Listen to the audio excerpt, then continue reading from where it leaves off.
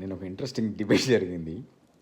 మోడీ లేకపోతే ఇండియా పరిస్థితి అరే మోడీ అనుడు లేకుండా ఇండియా 2014 వరకు బతికిందిరా, మంచిగా బతికినాం యాక్చువల్గా.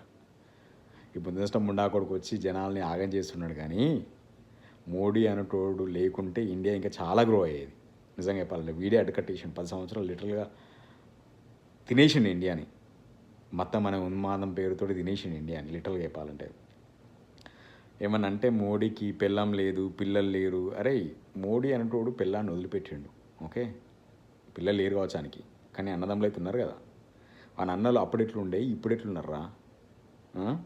ఎంతసేపు అదొక లుచా ఆర్గ్యుమెంట్ పట్టుకొని వానికి పెళ్ళం లేదు, పిల్లలు లేరు కాబట్టి వాడు కరెక్ట్. అరే మనిషి అనేటోనికి ప్రతి ఒక్కరికి వానికి సెల్ఫ్ అసెస్మెంట్ ఉంటుంది, సెల్ఫ్ అవేర్నెస్ ఉంటుంది.